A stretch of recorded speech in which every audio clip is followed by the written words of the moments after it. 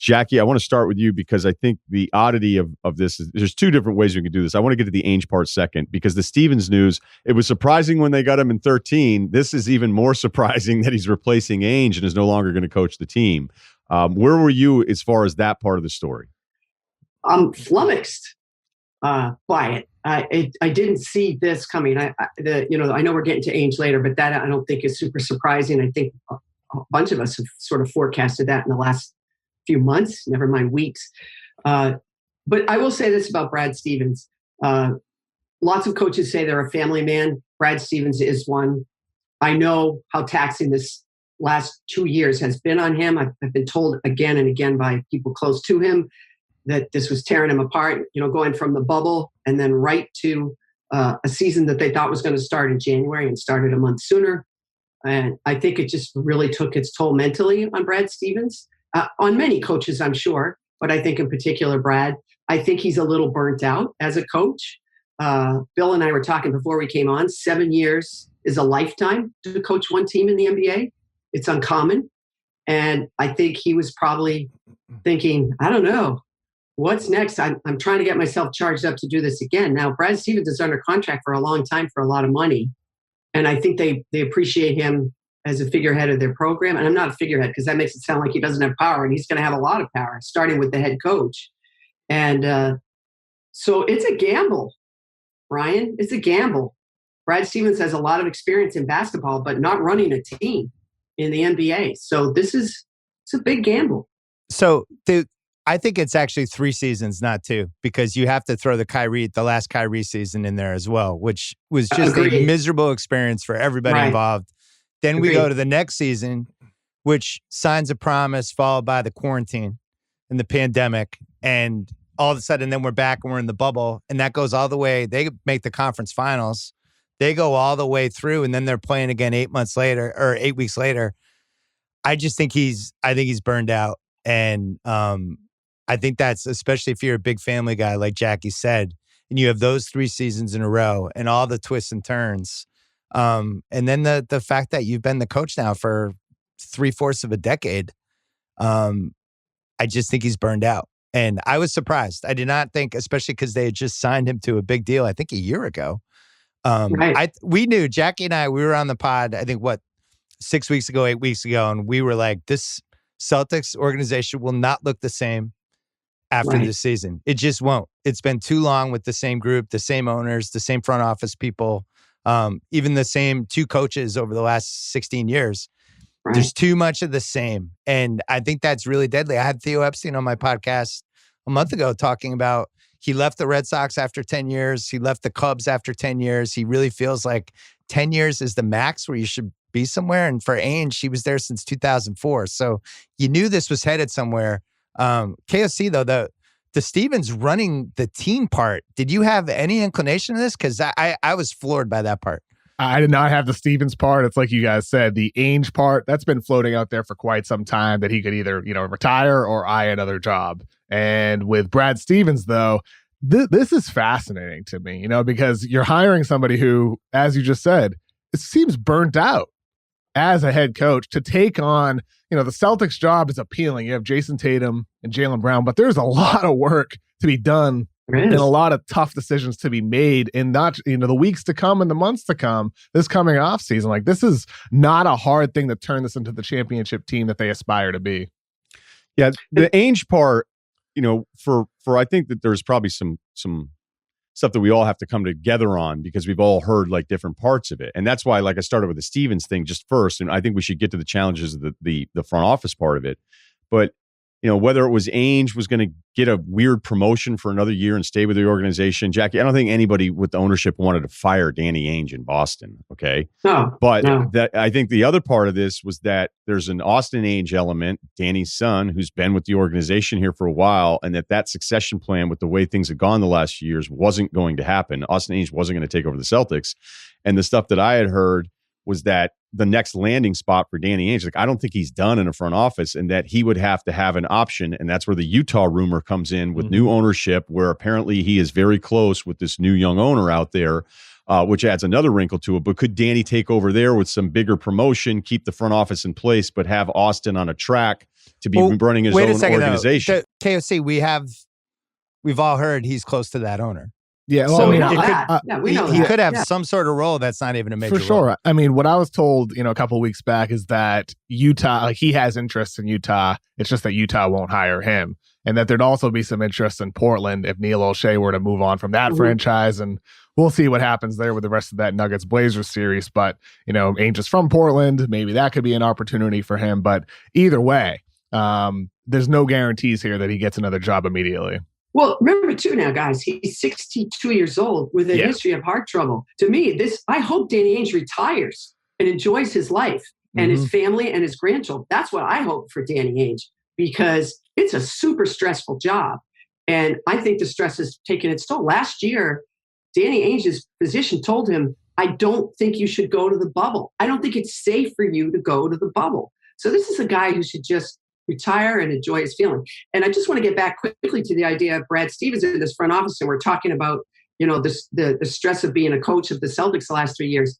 The front office is pretty stressful too, guys. And it's a pretty much a 24/7 job. I remember when Ainge was hired in 2003, and I was on an affiliate no one was listening to in Boston, and we were the Celtics affiliate. And I was, I think, at the station a month or two. And I was like, Ainge, like, what has he done?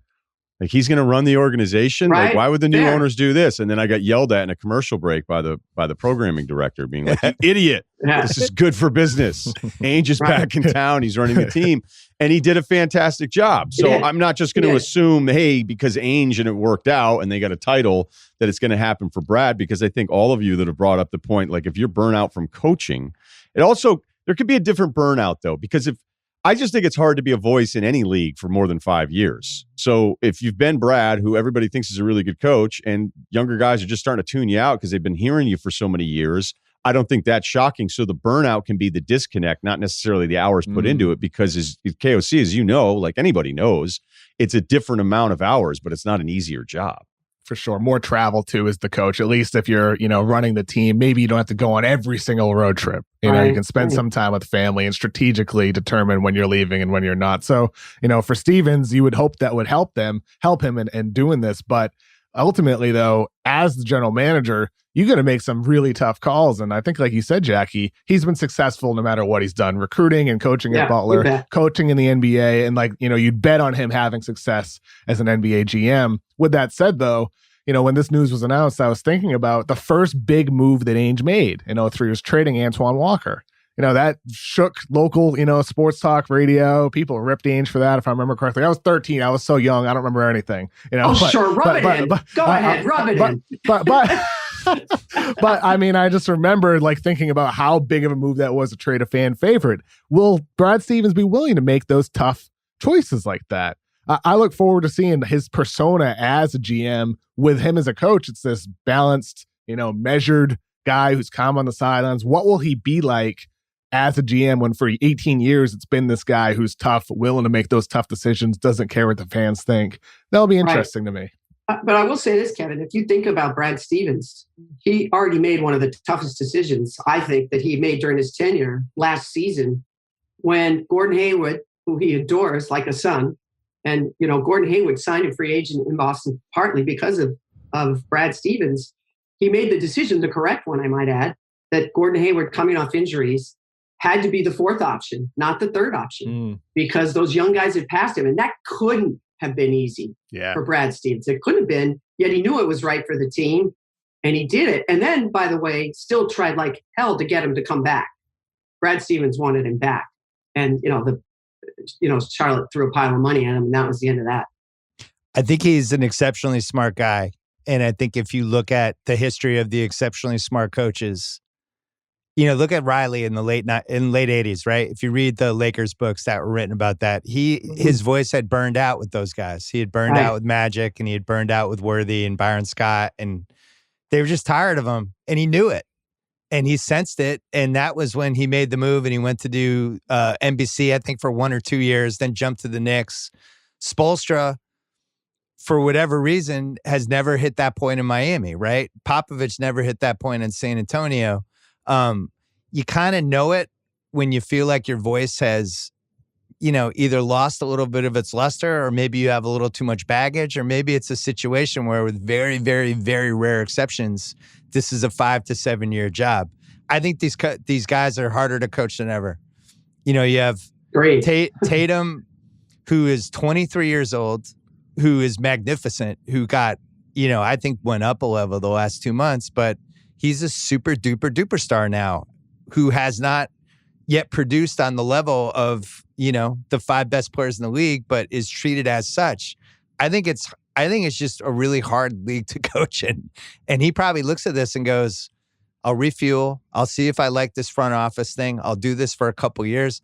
Would any of you rule out Brad being coming back as the Celtics coach in like 2026 after his batteries have been recharged and his kids are older? Because I wouldn't. I think they want him to be like the Riley kind of figure in Boston, where he just kind of transcended it, and that would be the goal with this. I think they believe in him. Oh, I just don't know. To believe in them. I mean, I know the lack of experience, and that's what everybody's going to jump on, and that's fair. That is a fair criticism. But anyone that's been around him, you know what kind of man he is. He's straightforward. I think he's been straightforward with these players. I know people say that the players tuned him out. I think it's a lot of what you were just talking about, Bill. Just general fatigue of what they've been through the last 3 years, and I think a new face is a good idea. Kerr hit this point in Golden State, right? And then for whatever reason, it flipped 2 months ago. And he kind of realized what his team was. And I think he got re-energized by a new style of play, how to do this. But there was a moment 2 months ago where I thought Kerr was done at the end of the season. And now I don't think he is. And I think Brad never had that moment where the switch flipped. I don't feel like he could reach the team that he had this year. I just don't feel like he ever had a handle on even the style, the way they played with all the one-on-one stuff. That's not how he coaches. That's not how he wants to play. The defensive numbers were atrocious. If there's one thing about a Brad Stevens team is they're going to defend. They're not going to turn the ball over, and no one's going to get a 3-point shot up. They were 0 for 3 this year, the Celtics, on those. Yeah, I think the other thing, though, back to like the Pat Riley part of that, that's a cool idea, but Riley just has the resume that he can pull that off. I mean, if Brad doesn't have a ring as an executive here, which is asking a lot because they're falling behind people as an organization and they're kind of stuck with the salary stuff. Not to say that any of this is impossible. Like Riley could float and do whatever he wants and replace Stan Van Gundy because all of the players looked at Riley as the guy that they, not grew up with, but somebody that they looked at as this basketball icon. And Brad just isn't that. He just isn't. I think Brad's a really good coach. I thought he's had an incredible run. I thought he's a good coach who had a bad year. So, if he has a good run as an executive, that's fine. But I don't know, projecting out years from now and saying, well, maybe he'll come back and he'll do all these different things. I just think that's impossible to project because at least with Riley, we knew his resume was insane. What do you think, KSC? Well, by the way, Riley's resume after he left as Lakers coach, there was a lot of, did he win those rings with just because he had Magic and Kareem and Worthy and Byron Scott, and he was in a West Conference where they were by far the best team every year? I think when he went to the Knicks and he proved that he could match the coach / I'm also kind of picking the players and who we have, that was when we realized he was Riley. And maybe I think Boston's betting that Stevens can graduate and become that guy. I don't know. KOC, do you think he can become that guy? You seem skeptical. Yeah, I mean, I think Brad Stevens can. You don't have to necessarily be cutthroat, to do that job successfully. So I think he can, but, it's just interesting to me because, and I'm curious if you guys have heard this, there's the rumblings about Boston potentially having interest in a Sam Presti. And, Sam I've heard Presti's, that for like 2 years. Yeah, it's a natural connection. Yeah. For sure. Sam grew up in Concord, so definitely. That makes perfect sense. And it seems like he'll be staying in Oklahoma City, but I do wonder how seriously Boston ownership considered going with a proven candidate, someone who's done it for years rather than a newcomer in Brad Stevens. And there's always questions. I mean, I would bet on Brad Stevens having success at running the Boston Celtics, but there's a lot to be done. Like Boston is about to be pushing against the luxury tax, depending on the decisions that they make this offseason. There's big deals that need to be made, but Brad Stevens does know intimately more than anybody else every potential issue within the locker room to help improve chemistry. He's there every day. He understands it. So I look forward to seeing what he does this offseason. I really do, because I would not shock me one bit if this entire team, aside from maybe Tatum and maybe Brown, looked dramatically different than what we just saw the last 2 years. It could look totally new. It would be hilarious if he traded Marcus within like 5 seconds of getting the job. Marcus is out. He's on another team. Oh, I guess we know how Brad feels about Marcus.